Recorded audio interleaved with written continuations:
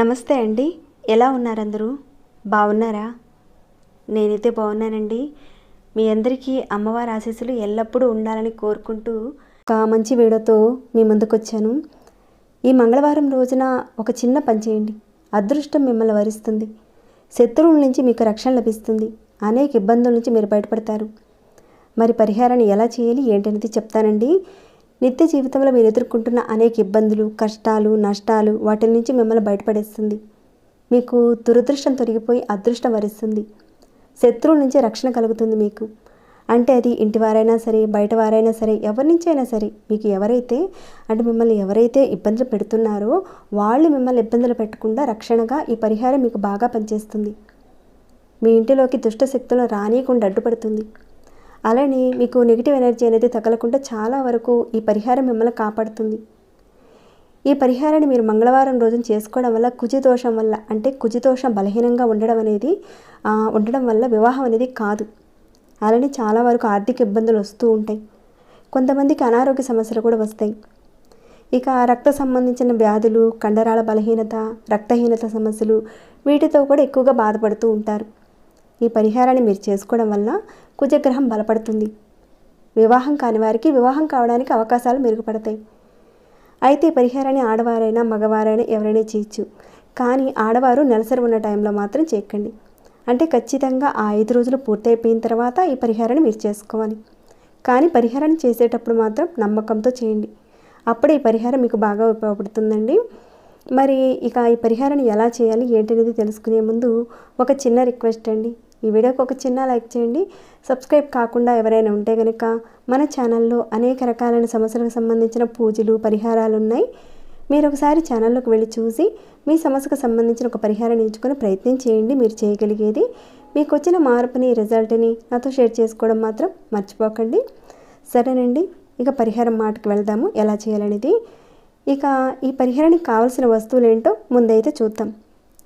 ఇక్కడ ఒక ఎర్రటి క్లాత్ అనేది సరిపోతుంది. ఇక్కడ చూపించినంత సరిపోతుందండి. అది కూడా మీరు కొత్త క్లాత్ తీసుకోండి. ఇంత మాత్రం చాలు. అలానే ఒక కాల్చిన వక్క కానీ లేదంటే పచ్చి వక్క కానీ తీసుకోండి. ఈ రెండిట్లో ఏదైనా పర్వాలేదండి. ఇక్కడ నేను మీకు చూపించేదైతే పచ్చి వక్కనే చూపిస్తున్నాను. అలానే ఒక ఎరుపు రంగు దారం తీసుకోండి. ఈ దారం మనకి తెలిసిందే కదండి, పిల్లల నడుము కడుతూ ఉంటారు, మొలతాడుగా కడతారు కదా, ఆ దారం తీసుకోండి. లేదంటే టైలరింగ్కి ఉపయోగించే దారం ఉంటుంది కదండి, దాన్నైనా తీసుకోండి. కానీ ఎరుపు రంగు దారమే తీసుకోండి. అలానే మన వంటగదిలో ఉపయోగించుకునే ఆవాలు తీసుకోండి. ఇవేనండి ఈ పరిహారానికి కావాల్సిన పదార్థాలు. వీటన్నిటినీ కూడా మీరు ముందుగానే సిద్ధం చేసి ఉంచుకోండి పరిహారానికి ముందు.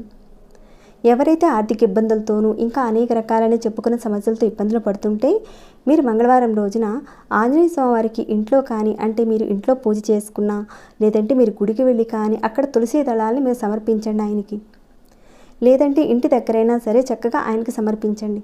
మీ జాతకంలో కుజగ్రహ దోషం ఉంటే కనుక, అంటే మీ జాతకంలో కుజగ్రహ దోషం ఉంది అని మీకు తెలియకపోయినా పర్వాలేదు, ఈ పరిహారం మీరు చేసుకున్నారనుకోండి, మీ జాతకంలో కుజగ్రహం బలపడుతుంది. మంగళవారం రోజున మీరు ఆంజనేయ స్వామివారి యొక్క గుడికి వెళ్ళండి. ఆయన ఒంటి మీద ఉన్న సింధూరాన్ని తెచ్చుకోండి. ఆ తెచ్చుకున్న సింధూరంతో మీ ఇంటి గుమ్మం పైన కానీ లేదంటే దర్వాజా మీద కానీ చక్కగా స్వస్తిక్ గుర్తు వేయండి. ఆ తెచ్చుకున్న సింధూరంలో నుంచి కొంత భాగం మీరు స్వస్తిక్ గుర్తుకు అనేది ఉపయోగించండి. అలానే కొంత భాగాన్ని మీ ఇంట్లో ఎంతమంది కుటుంబ సభ్యులుంటే చిన్న పిల్లల దగ్గర నుంచి పెద్దవారి వరకు ప్రతి ఒక్కరూ కూడా ఆ సింధూరాన్ని చక్కగా బొట్టుగా పెట్టుకోండి. దానివల్ల ఏంటంటే మీ మీద పడి ఎవరైతే అంటే శత్రువులు ఉన్నారో వారి నుంచి వచ్చే ఇబ్బందులన్నీ కూడా తొలగిపోతాయి. ఇలా మీరు ప్రతి మంగళవారం రోజున కానీ లేదంటే శనివారం రోజున కానీ చేయండి. లేదంటే కనీసం మీరు ఒక 15 రోజులకు ఒకసారి మీ ఇంట్లో ఈ రకంగా మీరు చేస్తూ ఉంటే దుష్ట శక్తులు కూడా ప్రవేశించవు. దిష్టి దోషాల నుంచి కూడా మీరు బయటపడతారు. శత్రువుల నుంచి కూడా మీకు ఒక రక్షణ అనేది కలుగుతుంది. సింధూరానికి అంత శక్తి ఉందండి. ఆ విధంగా చేసుకున్న తర్వాత మంగళవారం రోజున ఈ పరిహారాన్ని చేయండి. మీరు దేవుడి దగ్గర చక్కగా ఎక్కడైతే మీరు పూజ చేసుకుంటారో అక్కడే ఈ పరిహారం చేయాలి. పరిహారానికి కావాల్సిందే మనకి ఎరుపు రంగు క్లాత్ అవసరం ఉంటుందండి. అది కూడా కొత్త క్లాతే తీసుకోండి. మీరు చక్కగా స్నానం చేసుకున్న తర్వాత ఈ పరిహారం చేసుకోవాలి. మీరేం చేస్తారంటే ముందుగా ఈ క్లాత్ తీసుకోండి. ఈ విధంగా పెట్టండి. క్లాత్ని పెట్టిన తర్వాత ఒక గుప్పెడు ఆవాల్ని ఆ క్లాత్లో వేయండి.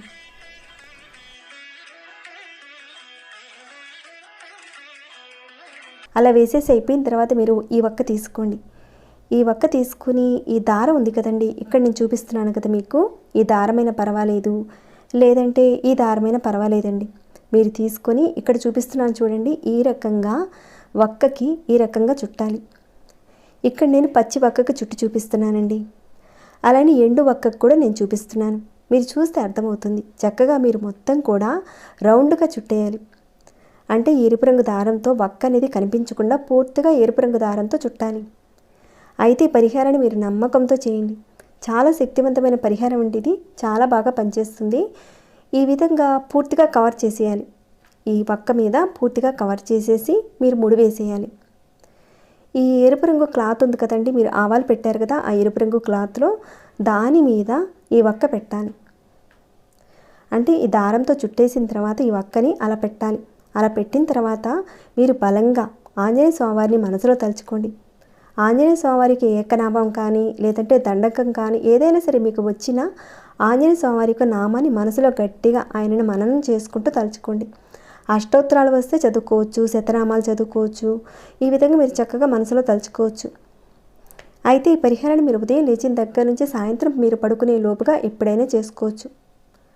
ఈ రకంగా మీరు చక్కగా మంత్రం చదువుకున్నారు, అన్నీ రెడీ చేసేసారు, వక్కన పెట్టారు, ఇక మంత్రం చదువుకున్నారు. ఇలా అయిపోయిన తర్వాత మీరు కొబ్బరి నూనెతో కానీ ఆవు నెత్తితో కానీ దీపారాధన చేసుకోండి ఆంజనేయ స్వామి పటం దగ్గర. ఇక పూజా రూమ్లో అక్కడే మూటను తయారు చేసి దీపారాధన చేసి ఆ దీపారాధన మూటకు చూపించండి. అలానే ధూప్ స్టిక్స్ని వెలిగించి ఆ సాంబ్రాన్ని కూడా ఆ మూటకు చూపించండి. తర్వాత మీ మనసులో ఏవైతే సమస్యలు ఉన్నాయో అవన్నీ కూడా తీరిపోవాలని, దురదృష్టం తొలగిపోయి అదృష్టం కలిసి రావాలని మీ మనసులో అనుకోండి. తర్వాత ఎక్కడైతే మీరు డబ్బులు దాచుకుంటారో అక్కడ మీ బీరువాలో మీ పూజ మొత్తం అయిపోయిన తర్వాత, అంటే మీరు ధూపం దీపం అంతా కూడా ఆ మూటకు చూపించిన తర్వాత దానిని తీసుకువెళ్ళి మీరు డబ్బులు దాచుకుని బీరువాలో పెట్టుకోండి. మీరు ఈ పరిహారాన్ని 6 నెలలకు ఒకసారి చేసుకుంటే సరిపోతుంది. ప్రతిసారి అవసరం లేదండి, ఒకసారి చేస్తే చాలు. 6 నెలలకు ఒకసారి చేయండి. ఇక 6 నెలల తర్వాత దాన్ని తీసుకుని వెళ్ళి పారే నీటిలో కానీ లేదంటే ఏదైనా చెట్టు మొదట్లో కానీ పెట్టేయండి. మట్టి తీసి గోతులో పెట్టి వచ్చేయండి. మళ్ళీ కొత్త దాన్ని సేమ్ ఈ విధంగానే మంగళవారం రోజున తయారు చేసి పెట్టుకోండి. వేటితో అయితే బాధపడుతున్నారో ఆ సమస్యల నుంచి మీరు బయటపడే మార్గాలు చూపిస్తుంది. సుఖ సంతోషాలు మెరుగుపడతాయి, దురదృష్టం తొలగిపోతుంది, అదృష్టం మిమ్మల్ని వరిస్తుంది. జాతకంలో కుజగ్రహ ప్రభావం ఉన్నప్పుడు చాలా వరకు ఆర్థిక ఇబ్బందులు వస్తాయి. ఈ పరిహారం మీరు చేసుకోవడం వల్ల అవన్నీ కూడా తొలగిపోతాయి. ఈజీగా ఉండే పరిహారం అండి, చూశారు కదా, తక్కువ ఖర్చుతోనే చేసుకోవచ్చు. కాకపోతే మీరు నమ్మకం పెట్టి చేయాలి. మీరు నమ్మకం పెట్టి చేస్తే ఖచ్చితంగా ఫలితం ఉంటుంది. ఈ పరిహారాన్ని మీరు చేసుకుంటూనే వేరే పరిహారాలు కూడా చేసుకోవచ్చు. తప్పకుండా ఎవరికైనా ఆర్థికపరమైన ఇబ్బందులు ఉండడము, శత్రువులకు సంబంధించిన సమస్యలు ఉండడము, వివాహ సమస్యలు, నరఘోష, నెగిటివ్ ఎనర్జీ ఇలాంటి వాటి నుంచి బయటపడేసి ఒక మంచి పరిహారం అండి ఇది. ఎవరికైతే ఇబ్బందులు ఉన్నాయో తప్పకుండా చేసుకోండి. ఆ ఇబ్బందుల నుంచి మీరు బయటపడతారు. మీరందరూ కూడా ఇబ్బందుల నుంచి బయటపడి మీ అందరికీ కూడా మంచి జరగాలని నేను కోరుకుంటున్నాను. ఈ వీడియోని ఇంతటితో ముగిస్తున్నాను. ఇంకేమైనా డౌట్స్ ఉంటే కనుక అడగండి, తప్పకుండా రిప్లై ఇస్తాను. మరి ఈ వీడియో మీకు ఎలా అనిపించింది, నచ్చిందా అండి? ఒక చిన్న లైక్ చేస్తారని నేను కోరుకుంటున్నాను. సబ్స్క్రైబ్ కాకుండా ఉంటే కనుక మన ఛానల్ సబ్స్క్రైబ్ చేసుకొని ప్రతిరోజు మన ఛానల్లో ఉన్న వీడియోస్ని చూస్తూ ఉండండి. మరొక భక్తి వీడియోలో మళ్ళీ మిమ్మల్ని కలుసుకుంటాను. అంతవరకు సెలవు.